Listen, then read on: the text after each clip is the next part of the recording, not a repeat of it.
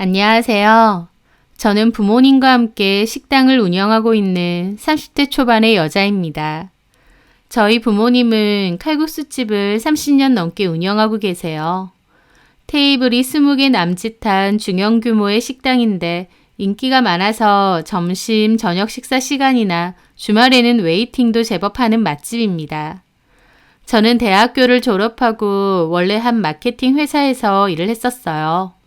한 2년 정도 일을 했는데 그 2년이 사실 제 인생에선 제일 힘든 때가 아니었나 싶습니다. 첫 사회생활이라 잘해보고 싶었는데 야근도 정말 밥 먹듯이 했고 주말 출근도 잦았어요. 체력이 딸리고 몸이 힘든 건 그나마 참을 수 있는데 진짜 힘들었던 건 직장 상사의 폭언이었습니다. 본인 기분 좋으면 잘해주고 기분 나쁘면 인격 모독적인 말도 서슴지 않았었죠.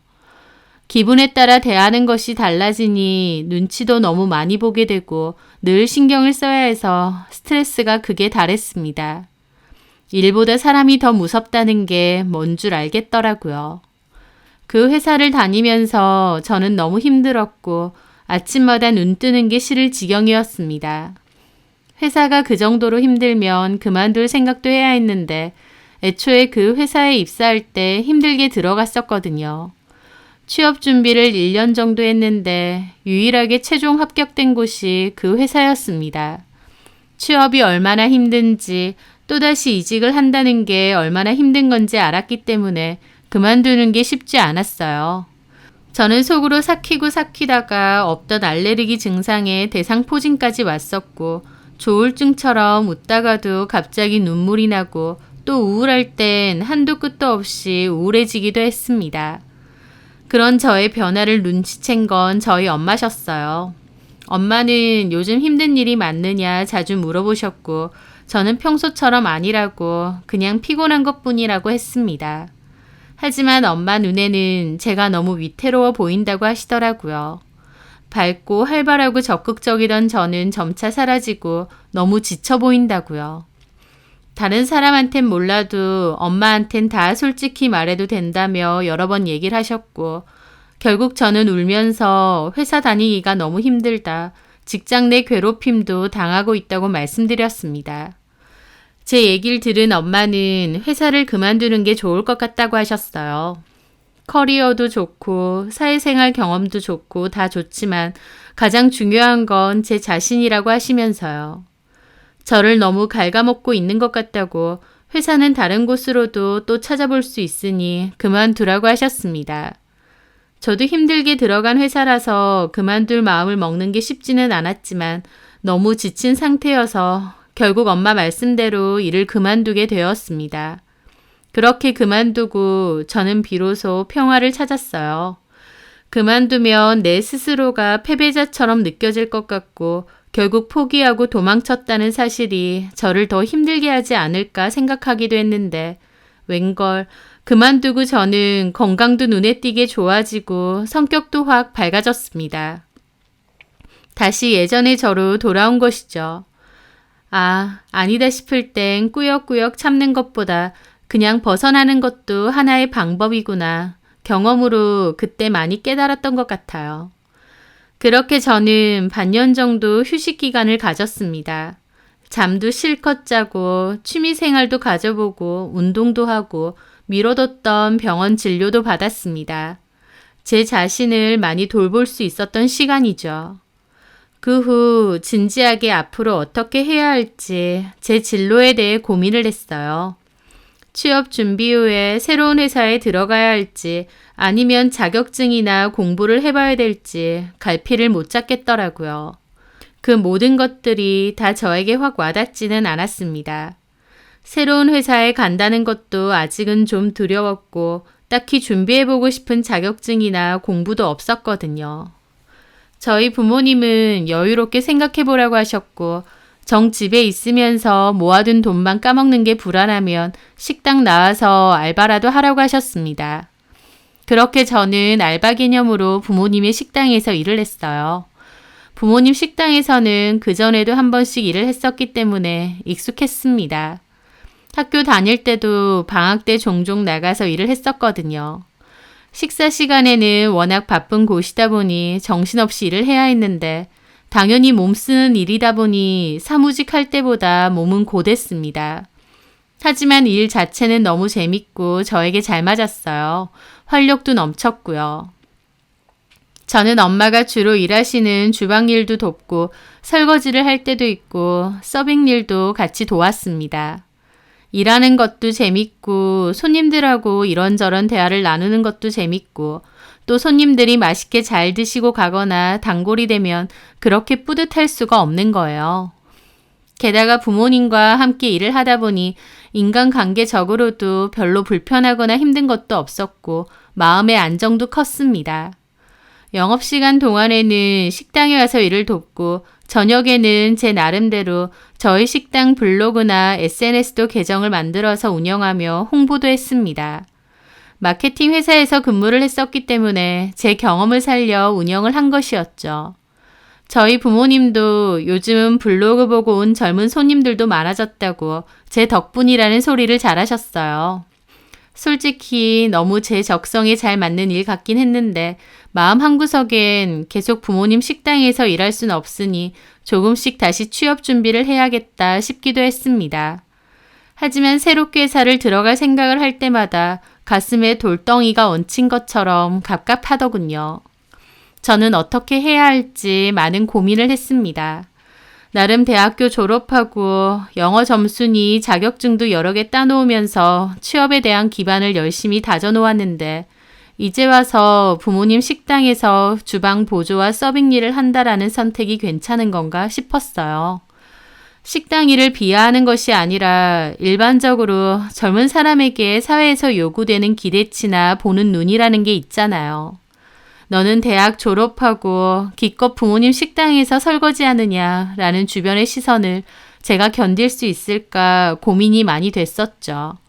하지만 많은 생각을 거듭한 끝에 그런 게 뭐가 그렇게 중요할까 싶기도 했습니다. 저에게 일이 너무 잘 맞고 일을 하는 동안 행복한데 그럼 된 거 아닌가 싶었어요.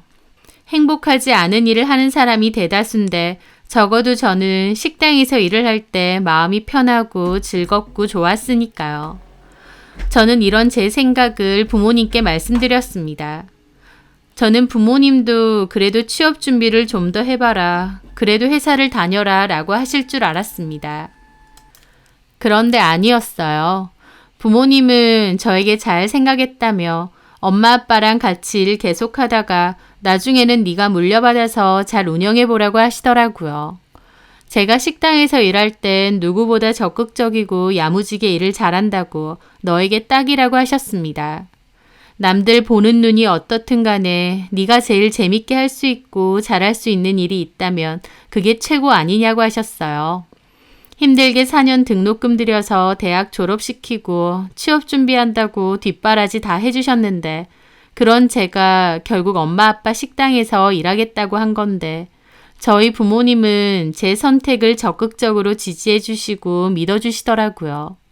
보통은 부모님 체면 때문에라도 자식들 직업이 번듯하길 바라시는데 저희 부모님은 생각이 많이 깨어있고 저를 위해 주신 것 같아요. 저는 그렇게 엄마 아빠랑 함께 일을 하게 되었습니다. 물론 가끔 아는 사람을 만나서 저보고 뭐 하냐고 물어볼 때 부모님 식당에서 같이 일한다고 하면 저를 좀 측은하게 혹은 한심하게 보는 눈빛도 있었습니다. 할 거 없어서 엄마 아빠 밑에서 일 배우는구나 라는 눈빛 같은 거요. 하지만 남들 시선이 그렇게 중요하지 않다고 생각하며 누가 뭐라고 해도 자신감을 가지고 일을 해왔었습니다. 남들이 나를 뭐라고 보는지는 하나도 중요하지 않다. 가장 중요한 건 내가 나를 뭐라고 보는지다 라는 말처럼요. 제가 당당하니까 다른 사람들도 저를 당당하고 자신감 넘치는 사람으로 보는 것 같기도 하고요. 그렇게 4년 넘게 일을 해왔을 때였습니다. 그날은 한창 바쁘게 일을 하는데 남자 셋이서 우르르 저희 가게로 들어왔어요. 주문을 받으러 갔는데 그중 한 남자가 저한테 아는 체를 하더라고요. 저기 혹시 성주연? 그 말에 저도 놀라 쳐다봤습니다. 살이 많이 찐 탓에 저도 한 번에 못 알아보긴 했는데 가만 보니 제 고등학교 동창이었던 송민준이더라고요. 어머, 혹시 송민준? 맞지? 야, 긴가민가 했는데 오랜만이다. 어머, 반갑다. 그때 같은 반이었을 때는 나름 얘기도 하고 좀 친하게 지냈었습니다. 대학 다니면서부터는 아예 연락이 끊어졌고요. 제 기억에 민준이는 고등학교 때 공부도 잘했었고 대학교도 좋은 학교를 갔던 걸로 기억하거든요. 야, 이게 얼마만이야? 10년 됐나? 10년 넘었지. 우리 30인데. 그런데 민준이는 갑자기 저를 살짝 훑어보더라고요. 아, 너 여기서 일해? 여기 우리 부모님 가게야. 나 여기서 일해. 아, 부모님 가게구나. 여기 맛있다고 동네에서 유명하던데. 여기가 너네 부모님이 운영하시는 가게였구나. 이 동네 살면서도 몰랐어. 여긴 내 친구들이야. 저는 민준이 친구들하고도 인사를 했습니다. 저기 이것도 인연인데 연락처 좀 줄래? 내가 연락해도 되지? 그럼. 그리고 오늘 식사하는 건 내가 쏠 테니까 많이 먹고 가. 야, 됐어. 뭘 쏴. 오랜만에 만난 친구가 사는 거야. 친구분들도 많이 드시고 가세요. 그렇게 저는 민준이와 재회를 했습니다. 오랜만에 옛날 친구를 다시 만나니 너무 반갑고 좋았죠. 그날 밤 저녁 장사를 끝내고 마감 준비를 한창 하고 있을 때였습니다. 민준이에게서 전화가 왔어요. 민준아. 저기 식당 언제 맞춰? 나 곧 마쳐. 9시에 문 닫거든. 아, 잘됐다. 나 실은 너네 가게 근처인데 오랜만에 만났는데 아까 얘기도 별로 못 해본 것 같아서. 너 괜찮으면 마치고 요 앞에서 맥주나 한잔 할 수 있어? 민준이는 저희 가게 근처라고 하더라고요. 저도 좋다고 했고 퇴근 후 가게 근처에서 서성이던 민준이를 보게 되었습니다. 여기 근처에 일부러 온 거야? 아니야. 실은 나 여기 근처에 살아. 자취. 아, 그렇구나. 피곤한데 내가 부른 건 아니지? 아니야. 나도 마침 맥주 한잔 하고 싶던 참이었어. 저 앞에 스몰비어집 있던데 저기 갈까? 그렇게 저는 민준이와 맥주집을 가게 되었습니다. 민준이는 저에게 그간 어떻게 지냈느냐 물었고 저는 그동안의 일을 얘기해 주었습니다. 회사 다니다가 건강 악화로 그만둔 얘기, 부모님 식당에서 일 시작했던 얘기 전부요. 민준이는 끄덕이며 제 얘기를 잘 들어주더라고요. 그래, 맞아. 본인이 가장 재밌어하는 일을 하는 게 가장 중요한 거지. 너에 비하면 나는 참 시간만 허투루 보내고 살았네. 왜? 너는 어떻게 지냈는데? 대학교 졸업하고 공무원 준비를 했었어. 7급. 그래. 너 고등학교 때도 공부 잘했었고 대학교도 좋은 데 갔잖아. 공부머리 꽤 있는 편이었고. 다 옛날 일이지 뭐. 공무원 시험 준비만 4년 했는데 결국 떨어졌거든. 공무원 시험 준비라는 게 그래. 뭔가 다음에는 붙을 것 같고 또 다음에는 붙을 것 같고.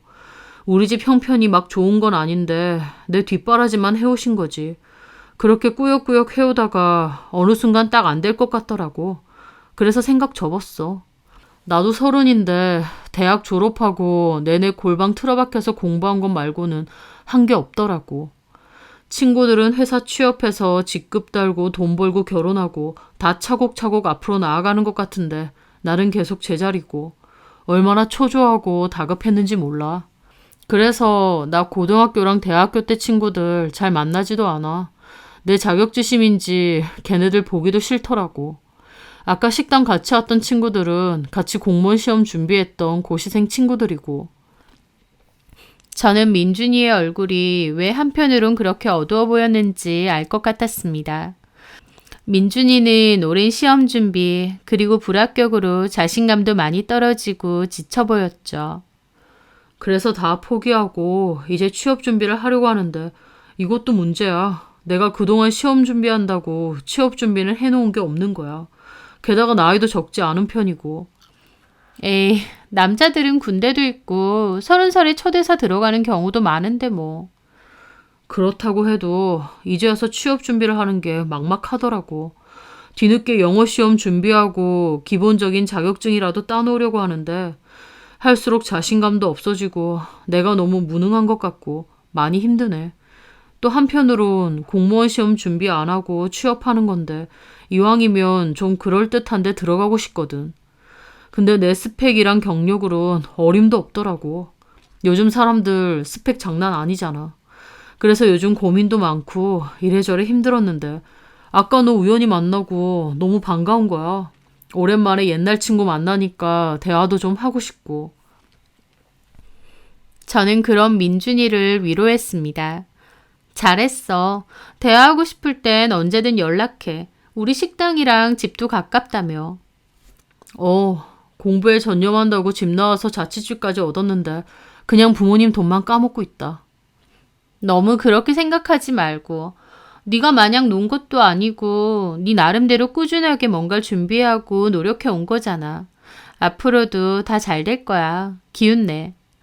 제 말에 민준이도 희미하게 웃더라고요. 고맙다. 그리고 진짜 반가워. 다시 만난 거. 종종 연락해도 되지? 당연하지. 그날을 기점으로 민준이와 저는 자주 연락을 주고받게 되었습니다. 저는 자신감이 떨어지는 민준이를 자주 응원해 주었고 민준이도 그런 저에게 용기를 많이 얻는다고 했죠. 그렇게 연락을 주고받으며 어느 순간부터 저희는 자연스럽게 연인으로 발전을 하게 되었습니다. 민준이는 취업 준비생이었기 때문에 돈이 별로 없었어요. 부모님으로부터 받는 생활비나 용돈도 적었고요. 그래서 전반적인 데이트 비용은 자연스레 제가 많이 부담을 했었습니다. 그 외에도 저는 민준이를 위해 틈틈이 반찬을 만들어 자취방에 갖다 주기도 하고 월급 받으면 민준이의 옷이나 먹을거리도 종종 사주었습니다. 민준이는 그런 저에게 너무 미안하고 염치 없다고 하면서 자기가 나중에 취업되고 첫 월급 받으면 그 돈을 다 털어서 저에게 명품 가방을 사주겠다고 약속했습니다. 그럼 저는 웃으면서 그럴 필요 없고 그 돈으로 부모님 선물부터 사드리라고 그랬죠. 사랑하는 남자친구였기에 제가 뭔가를 해주는 건 하나도 아깝지도 않고 오히려 좋았어요. 그래서 저는 민준이의 취업 준비도 적극적으로 도왔죠. 민준이가 회사 면접이나 자격증 시험 치러 갈 때는 제가 운전해서 데려다 주었고 면접 연습도 많이 도와주었죠. 또 자소서 첨삭도 많이 해주었습니다. 민준이는 여기저기 지원을 많이 했었는데 안타깝게도 최종 합격까지는 잘 되지 않았습니다. 불합격 소식을 연달아 들으면서 민준이의 자신감도 더더욱 떨어졌죠. 보란 듯이 붙어서 자기한테 멋진 모습도 보여주고 싶은데 나 이러다가 취업 못할 것 같아. 그런 소리 하지 마. 그래도 최근에는 최종 면접까지도 봤잖아. 그게 더 아쉬워. 최종 면접까지 보고 결국 떨어졌으니. 점점 잘 되어가고 있다는 뜻이잖아. 다음번에는 꼭 붙을 수 있을 테니까 힘내. 고마워 자기야. 나 번듯한 회사 들어가서 자기한테 멋지게 프로포즈 하고 싶다. 우리 부모님한테도 자기 얘기 많이 했어. 정말? 내 얘기를? 저번 주에 엄마가 내 자취방 오셨거든. 반찬도 좀 갖다 주시고 내 얼굴도 볼 겸. 근데 냉장고에 반찬들이 가득하니까 놀라신 거야. 그래서 내가 여자친구가 해준 거라고 하면서 네 얘기 다 했지. 너무 고맙고 기특하다면서 너 한번 보고 싶다고 하시더라고. 그래서 말인데 조만간 우리 엄마 뵐 수 있어? 부담스러우면 다음으로 미루고. 너 많이 궁금해 하시더라고. 아니야, 부담스럽긴. 나도 좋아. 어머님 시간 되실 때 한번 뵙자. 그렇게 그 후 민준이 어머님하고도 뵙게 되었습니다. 민준이한텐 얘기 많이 들었는데 실제로 보니 너무 늘씬하고 예쁘다. 과찬이세요. 옷차림도 세련된 것이 식당에서 일하는 애처럼 안 보여. 라고 말하시는데 칭찬으로 말하신 거겠지만 저는 좀 흠칫했습니다. 그치. 주연이 예쁘지? 고등학교 때도 예쁜 걸로 나름 유명했다니까. 내가 무슨... 그랬구나.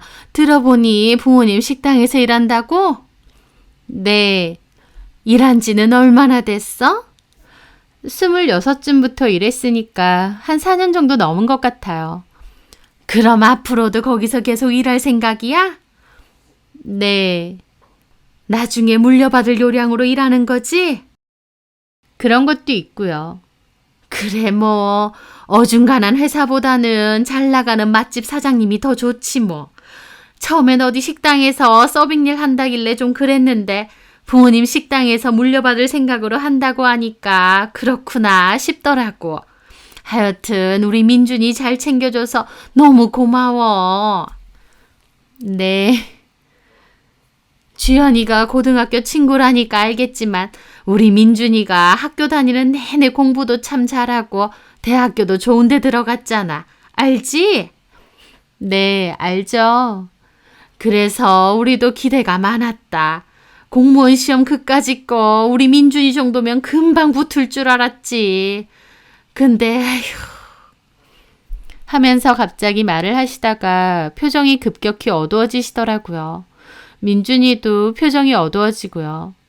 저는 제가 나서서 분위기를 바꾸려고 노력했습니다. 지금 취업 준비 열심히 하고 있어서 좋은 결과 있을 것 같아요. 그래, 들어보니 주연이가 많이 도와준다고? 제가 뭘 하는 게 있나요? 아니야, 주연이가 많이 도와줘. 진짜 의지가 많이 돼. 참 고맙다. 나도 먹고 살기 바빠서 아들이라고 자주 와서 챙기긴 힘든데 주연이가 우리 민준이 잘 챙겨주니 내가 얼마나 고마운지 몰라. 주연이 말대로 우리 민준이 좋은 회사 갈 거야. 그러면 그때 민준이랑 꼭 결혼도 하고 우리 집 며느리 되면 내가 더 잘해줄게. 라면서 제 손을 꼭 잡으시더라고요. 아, 엄마, 벌써 며느리라고 점 찍어 두시는 거예요? 이렇게 이쁘고 야무진 애는 며느리로 점 찍어둬야지. 민준이 회사만 들어가면 바로 식 올리자. 주연이도 어린 나이는 아니니까 결혼 생각도 해야 되잖아. 우리 민준이 잘 부탁해. 알았지, 예비 며느리? 참나. 저는 그 말에 쑥스러워서 웃었습니다. 어머님은 저를 며느리로 점 찍어 둔다고까지 하시면서 민준이를 잘 부탁한다고 하셨어요. 저도 조만간 민준이도 좋은 소식 있을 거라고 어머님도 걱정 마시라고 했습니다. 하지만 제 말과 달리 민준이는 계속 취업이 되지 않았습니다. 민준이는 갈수록 자신감이 떨어져 갔고 혼자 자취방에서 술을 마시는 날까지 많아졌죠. 저는 그런 민준이가 너무 걱정이 됐습니다. 그러던 어느 날 어머님이 저에게 전화를 하셨더군요. 네, 어머님. 식당에서 일하고 있니? 네. 저기 내가 얼마 전에 하도 답답해서 점을 보러 갔거든. 아, 네. 용한 보살님이 있어. 그런데 그 보살님 한다는 말이 우리 민준이한테 조만간에 취업운이 들어와 있다고 하더라고. 어머, 정말요? 진짜 콕 찍어서 취업될 거라고 얘기하는 거야. 근데 그 회사가 꽤 괜찮은 회사랜다. 민준이 혹시 어디 이력서 넣은 데 있니? 네, 몇 군데 합격 소식 기다리는 곳이 있어요. 그중 하나인가 보다. 아휴, 이번엔 꼭 잘 돼야 될 텐데. 민준이한테도 얘기 좀 전해줘. 애 기운 좀 내게. 네, 어머님. 저는 어머님 말씀대로 그 얘기를 전해주었습니다. 하지만 남친은 시큰둥해 하더라고요.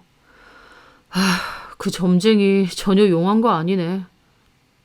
어? 실은 연락 왔어. 불합격이라고.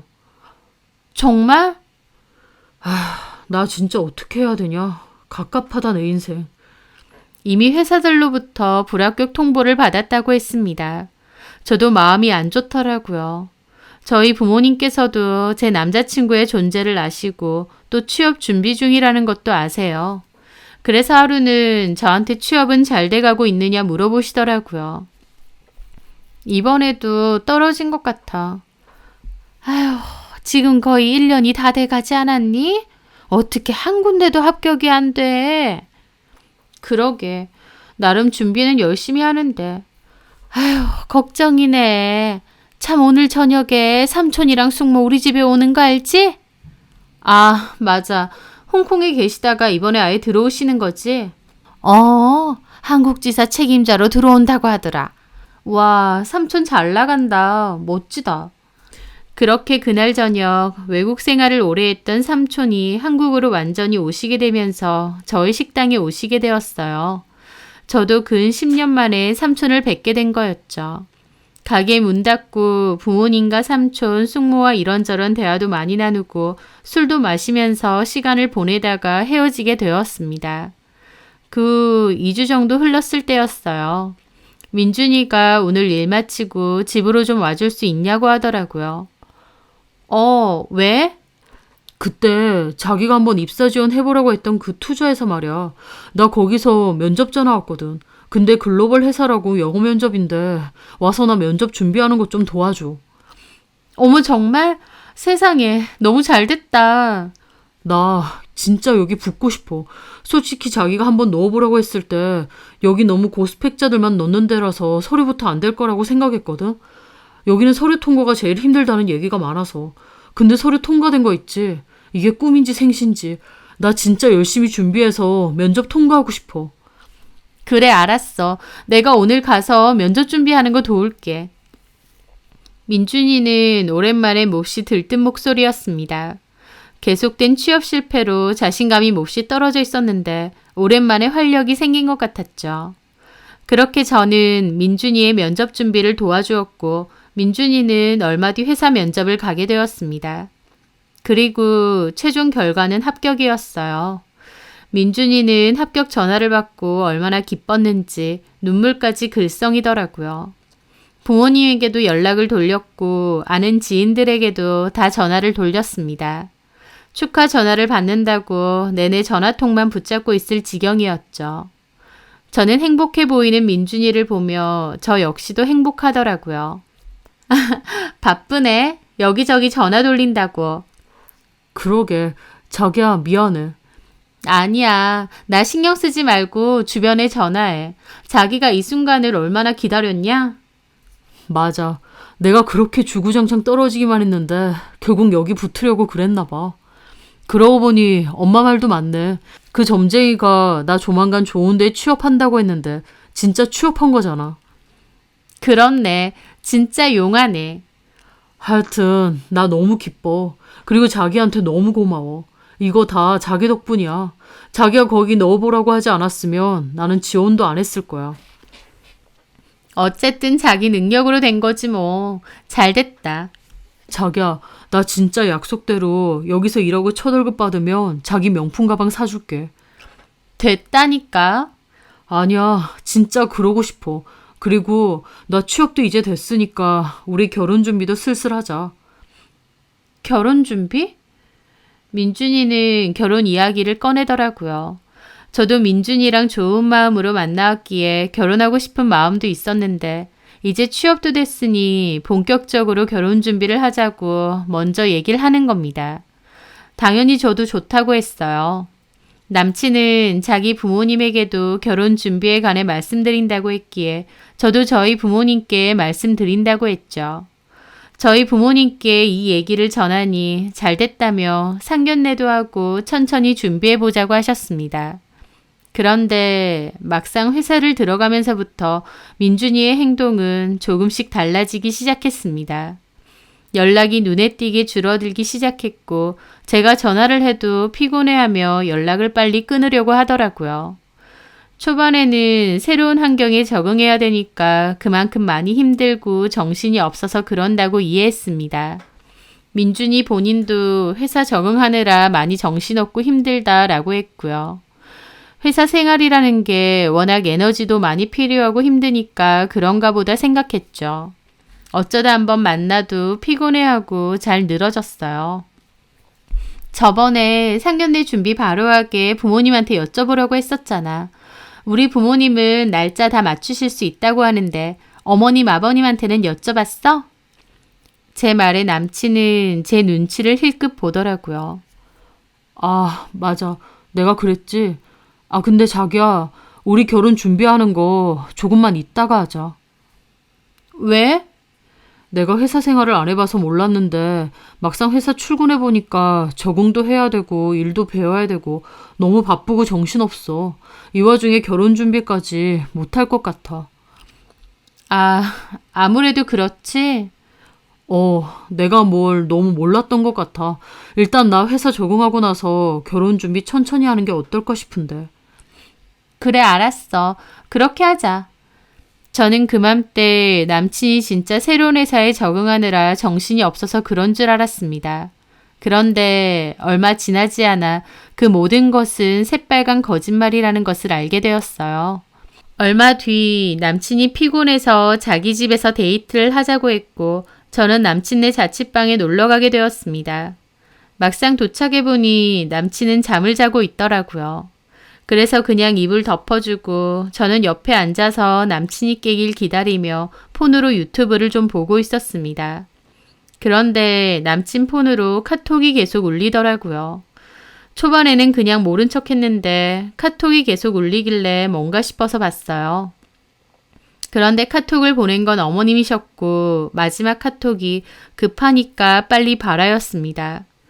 무슨 급한 일이실까 싶어서 제가 남친 폰을 확인하게 되었어요.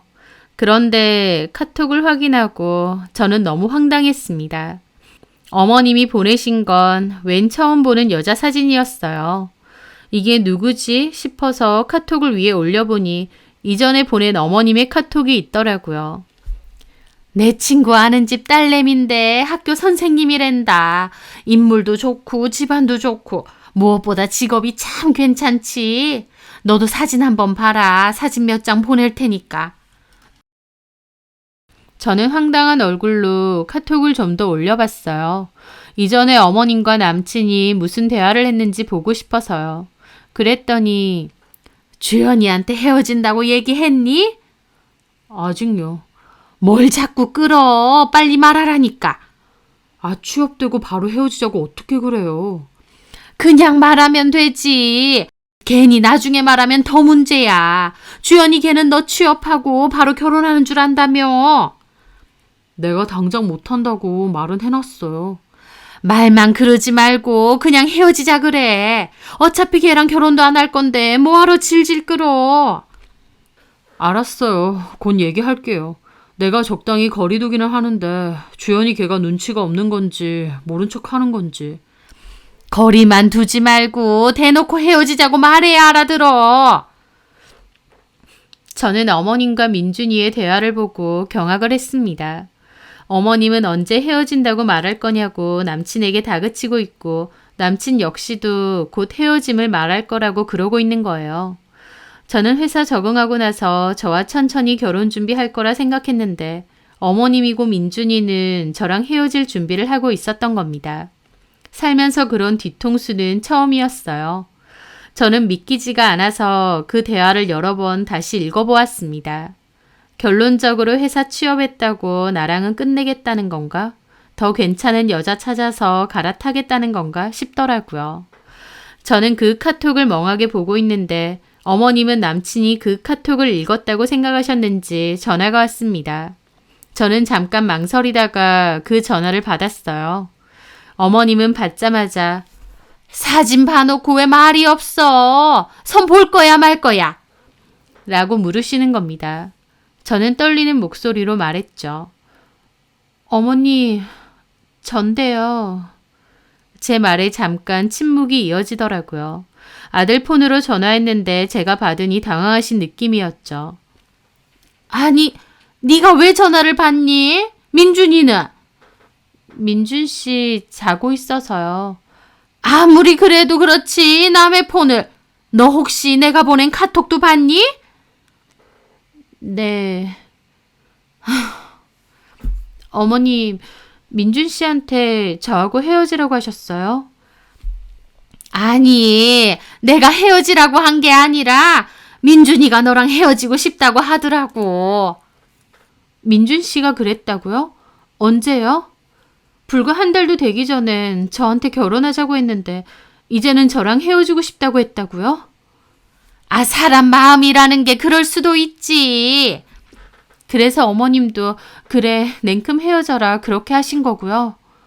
아, 내 아들이 싫다는데 내가 뭐라고 해? 솔직하게 말해주세요. 민준 씨 취업하고 나니 민준 씨나 어머님이나 생각이 바뀌신 거 아니고요? 뭔 생각이 바뀌어? 그게 아니라 민준이가 이제 너 싫다고 헤어지고 싶다 하니까 하면서 구질구질 변명을 하시는데 참 배신감밖에 안 느껴지더라고요. 취업 준비하는 자기 아들 잘 부탁한다고 저를 이미 며느리라고 생각하신다 할 땐 언제고 취업하고 나니 돌변한 거 누가 모르나요? 어머님도 참 너무하시네요. 내가 뭘 너무해? 제가 바보예요? 취업하고 나니 딴 마음 든 거 제가 모르는 줄 아세요? 민준이 잘 부탁한다. 취업하고 나면 결혼해라 하실 땐 언제고 이제 와서 다른 여자랑 선보라고 그러고 저랑은 빨리 헤어지라고 그러세요? 제 말에 어머님도 갑자기 역정을 내시더라고요. 너 민준이랑 나랑 나눈 데야 다 읽었니? 너 왜 이렇게 예의가 없어? 그걸 왜 훔쳐 읽어? 하도 급하다고 하시길래 뭔가 해서 읽었습니다. 이런 내용인 줄은 몰랐네요. 아무리 화장실 들어갈 때 다르고 나올 때 다르다지만 이건 좀 너무하신 거 아닌가요? 너 지금 나한테 따지니? 네, 너무 서운해요, 저. 참나, 서운할 것도 많다. 너 양심 좀 있어봐라. 양심이요? 그래, 솔직한 말로 너랑 민준이랑 어울리기나 하니? 민준이는 학교도 좋은데 나오고 이제 회사도 좋은데 취업해서 다닌다. 그런데 너는 뭐야? 학교도 그저 그런데 나온 데다 지금은 고작 식당에서 서빙 일이나 하잖아. 아무리 부모님 식당이라고 한들 어쨌든 식당에서 반찬 나르는 일 하는 거 아니냐고. 외국계 투자회사 다니는 우리 아들이랑 레벨이 같느냐 이 말이야. 내가 다른 사람한테 예비 며느리는 그 젊은 나이에 식당에서 일한다 그래야겠어? 솔직한 말로 대학 졸업하고 자기 부모님 식당에서 일한다고 했을 때부터 나 너 좀 그랬다. 젊은 애가 얼마나 능력 없고 야망도 없으면 부모님 식당 그것도 그럴듯한 곳도 아니고 동네에서 작게 운영하는 칼국수집 그런 데서 눌러 앉아서 일을 하느냔 말이야. 네가 어디 작은 중소기업이라도 다녔어도 나 이런 생각까진 안 한다. 근데 내가 창피해서 아무리 생각해도 어디 가서 말을 못 하겠어. 우리 민준이는 외국계 금융회사 다니는데 며느리는 쥐콩만한 칼국수집에서 서빙한다고 도저히 말을 못 하겠다고. 그게 어머님의 진심이었습니다. 어쩐지 제가 처음에 부모님 식당에서 일한다고 했을 때 표정이 안 좋으셨는지 알겠더라고요. 체면과 거칠애가 중요하셨던 어머님은 제가 식당에서 일한다는 게 애초에 마음에 안 드셨던 겁니다. 그런데 제가 자기 아들에게 당장 도움이 되니까 또 자기 아들이 저를 많이 의지하고 필요하니까 저한테 며느리니 뭐니 하면서 옆에 있게 하셨던 거예요. 취업하고 나서는 제가 더 이상 필요 없으니 팽하려고 하신 거고요. 참 기가 막히고 섭섭함을 떠나 화가 나고 배신감밖에 안 들더라고요. 네 주제를 알라고 하시는데 남 속이는 일 없이 하루하루 성실하게 땀 흘려 일하는 제가 왜 이런 얘기를 들어야 되는지도 모르겠고요. 제가 그렇게 어머님과 통화를 하고 있는데 그 와중에 남친이 깼습니다. 저는 남친을 노려봤죠. 자, 어머님 전화. 네가 자고 있어서 내가 받았어. 어? 어머님이 너 선볼 거냐고 물어보시더라. 상대 여자 사진도 보내셨어. 학교 선생님이래. 좋겠네. 네가 직접 보고 말씀드려. 저는 폰을 던지듯이 주고 제 가방 챙겨 그 집을 나섰습니다. 화가 머리 끝까지 나서 가는데 민준이가 헐레벌떡 쫓아와 저를 잡더라고요. 주연아, 저기 내 말 좀 들어봐. 뭔 얘기를 들어줄까? 어머님하고 통화했어. 식당에서 일하는 내가 그렇게 마음에 안 드셨으면 애초에 얘기하시지. 아들 뒷바라지 도와주려자는 필요하셨던 모양이야. 그때는 예비 며느리니 뭐니 하실 땐 언제고. 그리고 너도 똑같아. 뭐? 취업하고 나면 나랑 결혼하자고? 웃기고 있네. 취업한 지 아직 한 달도 안 됐는데 바로 다른 여자한테 갈아탈 생각하는 게 너란 인간이야. 주연아, 미안해. 다 엄마 때문에. 엄마 핑계 대지 마. 어머님은 오히려 네가 나 싫어서 헤어지고 싶어 했다고 그러시던데? 너 진짜 웃기는 인간이다. 사람 필요할 땐 요긴하게 잘 쓰고 이제 필요 없어지니 바로 팽하는 거야? 그게 아니라 내가 너 같은 인간 쓰레기랑 결혼까지 생각했다니 참 어이가 없다. 뭐해? 어머님하고 통화해. 그리고 그 학교 선생님이랑 여자랑 선봐. 끝내줄 테니까. 저는 그렇게 쏘아붙이고 자리를 떠났습니다. 기분도 너무 더럽고 이렇게 뒤통수를 맞기도 하는구나 기가 막혔죠. 그런데 남친의 행동은 더 과간이었습니다. 그 여자랑 선을 보라고 한 건 전적으로 엄마의 뜻이지 자기는 아니라며 변명을 하더라고요. 그럼 네 뜻 분명히 말해. 그 여자랑은 선 안 보겠다고. 알겠어. 내가 엄마한테 분명히 그렇게 말할게. 그러니까 자기도 화 좀 풀어. 나는 진짜 자기뿐이라니까. 자기가 나한테 어떻게 했는데 그거 잊으면 사람 새끼도 아니지. 민준이는 그러면서 저를 붙잡더라고요. 처음엔 너무 화가 나서 단박에 헤어질 생각이었지만 민준이가 끝까지 자기 뜻은 아니라고 구구절절 설명하며 저를 붙잡으니 저도 마음이 약해졌습니다. 남친에게는 어머님에게 분명히 말하라고 했고 남친도 그러겠다고 약속했어요. 그리고 저도 어느 정도는 어머님의 생각이지 남친의 생각은 아니라고 믿게 되었습니다. 그런데 저는 또 한 번의 배신을 당했어요. 얼마 뒤 주말 바쁘게 일하고 있는데 친구가 저한테 전화가 온 거예요. 선영아. 야, 너 지금 바빠? 통화 가능해? 좀 바쁘긴 한데 왜? 무슨 일이야? 야, 내가 지금 뭘 본 줄 알아? 뭘 봤는데? 내가 몰래 사진 찍었거든. 너 한번 봐봐. 그렇게 친구는 카톡을 보냈더라고요. 뭔가 싶어서 봤는데 저는 손에 힘이 풀려 폰을 떨어뜨릴 뻔했습니다. 친구가 보낸 사진에는 남친과 어떤 여자가 카페에 마주 앉아 커피를 마시는 사진이었어요. 누가 봐도 선짜리인 듯한 느낌이었죠. 야, 이 남자 송민준이잖아. 너 혹시 민준이랑 헤어졌니? 내가 보니까 지금 선 보는 것 같던데. 안 헤어졌는데. 안 헤어졌는데 외간 여자랑 선 보고 있다고? 진짜 미친 거 아니니? 너 거기 어디야? 여기 어디냐면 호텔 안 커피숍인데. 친구는 그 카페의 주소를 알려주었습니다. 저는 엄마에게 대강 말씀드리고 앞치마 벗어던진 뒤 바로 택시 잡고 그리로 달려갔어요. 안으로 들어가 보니 남친과 상대 여자가 한창 화기애애하게 대화를 나누고 있더라고요. 저는 그 꼴을 쳐다보며 남친에게 전화를 걸었습니다. 남친은 저에게 전화가 오자 깜짝 놀라서 상대 여자 눈치를 보더니 조용히 차단을 누르는 것 같았죠. 그걸 다 지켜보는 저는 억장이 무너졌습니다.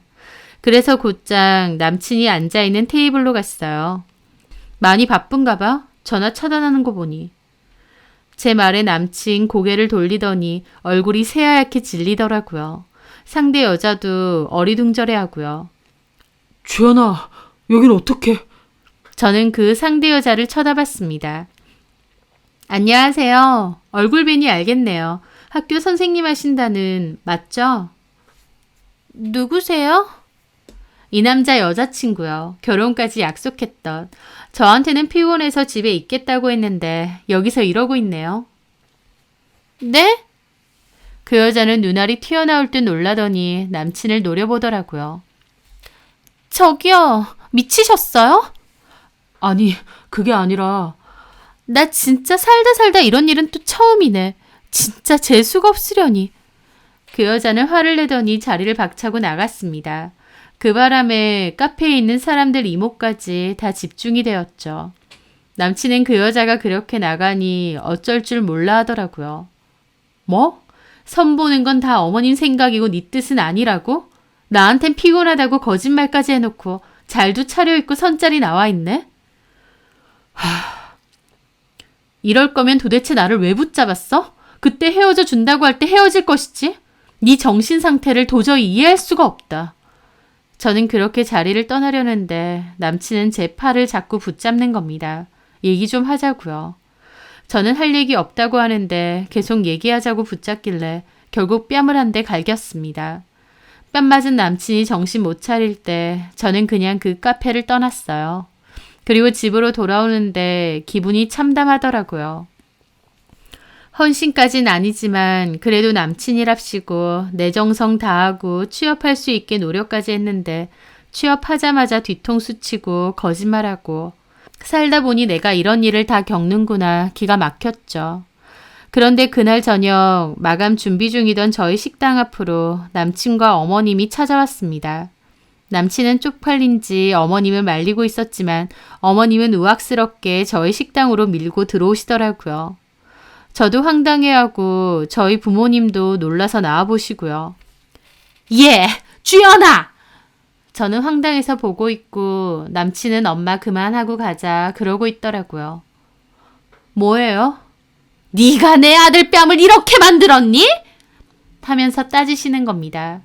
제가 아까 뺨을 때릴 때 제 손톱 때문에 약간의 상처가 난 것 같더라고요. 아무리 그래도 그렇지 본인하고 본인 아들이 저한테 한 짓이 있는데 그 작은 생채기 하나로 이렇게 달려와서 고함 지를 일인가요? 네, 제가 때렸는데요. 뭐야? 어머님 아들 뺨 맞을 짓 했으니까요. 어따 대고 뺨 맞을 짓을 했네만에 하고 있어? 네가 뭔데 내 아들을 때려? 헤어지자고 했다고 다 너처럼 깡패처럼 구른 줄 알아? 너 선자리도 깽판 쳤다며. 그 여자 엄마가 얼마나 화가 나서 나한테 전화한 줄 알아? 그러게 애초에 왜 속이고 그런 데를 나가요, 나가길? 저 어머님하고 그때 통화하고 어머님 아들한테 바로 끝내자고 했습니다. 근데 못 끝내겠다고 저 붙잡은 건 어머님 아들이었거든요.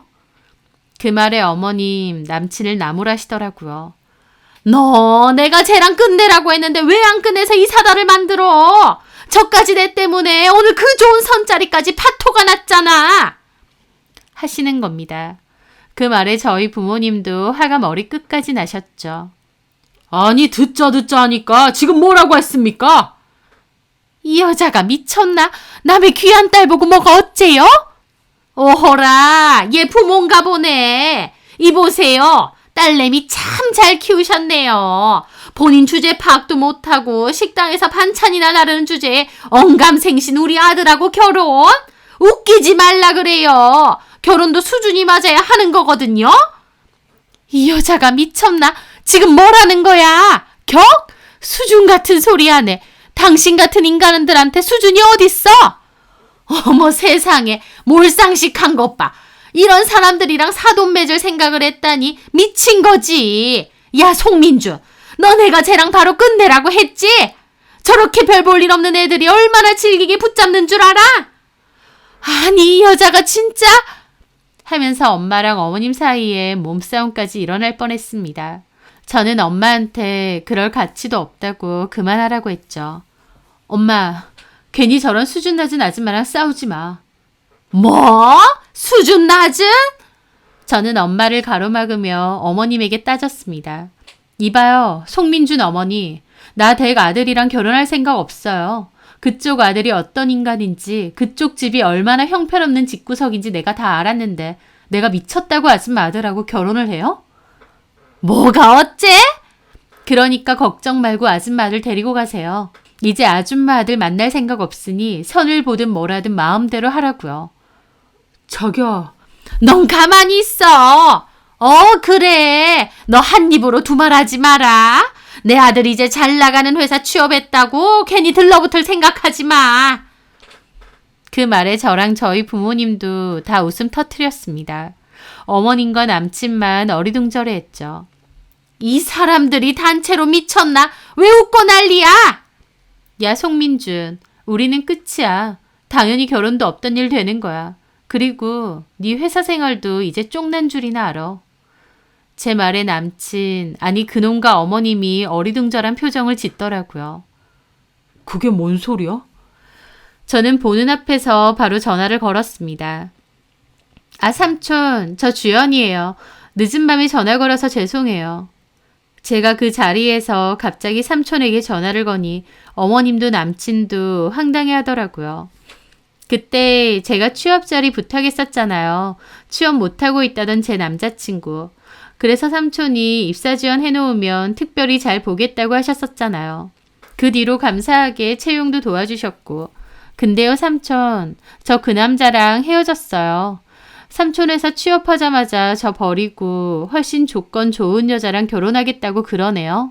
저 때문에 특별히 채용을 했는데 생각보다 일도 너무 못하고 적응도 잘 못한다고 그러셨잖아요.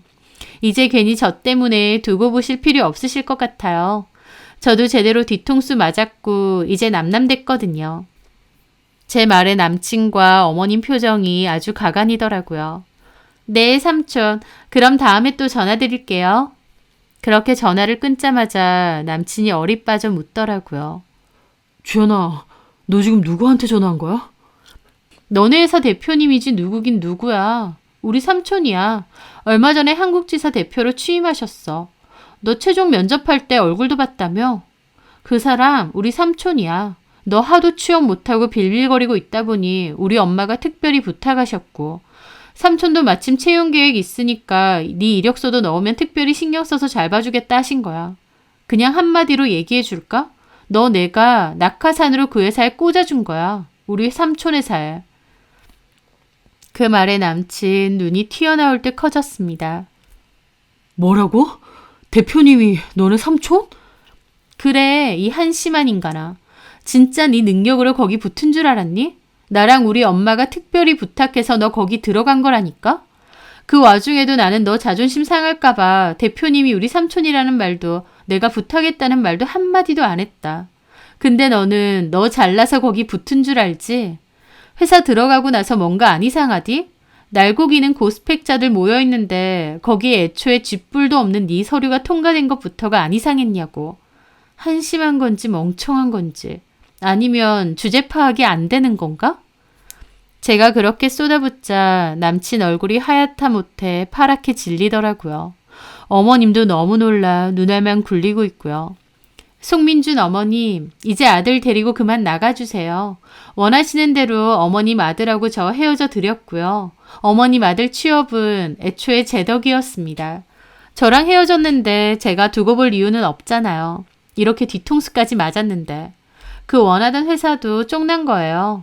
어머님 아들 다시 백수 신세 되겠네요. 아들하고 그만 나가주실래요? 저희 부모님 가게에서 깽판 좀 그만 부리시고요. 그 말에 송민준 어머님 어안이 벙벙한 채로 끌려나가다가 갑자기 저를 붙잡더라고요. 민준이 회사 대표가 너네 삼촌이라고? 애초에 네가 부탁해서 취업한 거라고? 1년 넘게 어지간한 회사들까지 다 떨어진 사람이 아줌마 아들이거든요. 그런 아들이 그런 글로벌 회사에 척 붙었는데 그게 진짜 아들이 대단한 능력이라도 있어서 붙은 줄 알고 그러셨어요? 저 식당에서 일한다고 대단히 무시하셨죠? 저 땀 흘리면서 성실하게 일하고 있고 자부심도 있습니다. 제 직업 가지고 뭐라고 하셨는데 어머님 아들은 본인 능력으로 얼마나 대단한 회사에 들어갈 수 있을지 한번 지켜볼게요. 야, 네가 뭔데 내 아들을 잘라? 네가 뭔데? 취업은 그렇다 쳐도 사람 쉽게 자르는 게 말이나 돼? 애초에 저 사람이 입사한 것부터가 말이 안 되는데요. 낙하산으로 들어갔는데 그 낙하산 구멍 났으면 바이바이죠. 더 이상 말하기 입 아프니까 나가시라고요. 경찰 부를까요? 그냥 경찰 불러야겠다. 어디 남의 영업장 와서 소란이야. 내가 부를까 엄마? 자기야, 주연아. 저는 매달리는 남친을 뿌리쳤습니다. 너 나 알아? 너랑 나랑 완전 끝났다니까? 남남이라고 이제. 너네 엄마 모시고 좀 꺼져. 너라는 인간이 어떤 인간인지 너무 잘 알겠으니까 제발 좀 꺼지라고. 경찰 부르기 전에. 제가 이를 갈며 말하자 결국 손민준과 그의 어머님은 쫓겨나듯 저희 가게를 떠났습니다. 그 뒤 어떻게 됐냐고요? 송민주는 회사에서 아웃되었습니다. 아직 적응 기간이긴 하지만 다른 입사자들과 차이날 정도로 일도 너무 느리게 배우고 실수가 잦아서 애초에 말이 많았었다고 하더라고요. 그런데 제 일로 대표 눈밖에 난 데다 애초에 낙하산으로 들어온 거다 보니 더 두고 볼 것도 없었죠. 회사 사람들의 눈치와 구박에도 꾸역꾸역 버티다가 결국 공고사직 당했다고 하더라고요. 초반엔 부당해고나 다름없다며 난리도 쳤다지만 그래봤자 소문나면 본인 재취업할 때 더 힘들어질 게 뻔해서 결국 조용히 짐 싸들고 나갔다고 하더라고요. 더 밝혀져봤자 불리한 건 본인일 테니까요. 그 후 들리는 얘기로는 송민주는 그 후로도 계속 취업 못하고 빌빌거리고 있다더라고요. 화장실 들어갈 때 다르고 나올 때 다르다더니 그게 딱 그 남자와 그 남자 어머니를 두고 하는 말이 아닌가 싶습니다. 본인들 필요할 땐 저를 붙잡아 두려고 하더니 막상 상황이 달라지고 나서는 저를 헌신짝처럼 내다 버리려 했죠. 저희 삼촌 백으로 그 좋은 회사에 꽂아주면서도 남친 자존심 상할까봐 생색 한번 내지 않은 게 저였는데 솔직히 본인들이 본인들 복 발로 찬 게 아닌가 싶습니다. 남친은 그 뒤로도 구질구질하게 연락했지만 저는 다 차단하고 한 번만 더 연락하면 동창들에게 이 사실 다 알릴 거라고 했습니다. 그랬더니 더 이상 연락하지 않더라고요. 남친도 남친 어머님도 좋은 회사 취업하고 나니 작은 식당에서 일하는 제가 못나 보이고 자기 아들에 비해 부족해 보이셨겠죠. 하지만 저는 제가 진심으로 재밌어하고 즐겁게 할 수 있는 일을 하고 있다고 생각해요. 남들 눈에는 그게 작아 보일지언정 말이죠. 세상 사람 누구나 그럴듯하고 번듯한 성공을 할 필요는 없다고 생각합니다. 사람 모두 가지각색이니까요.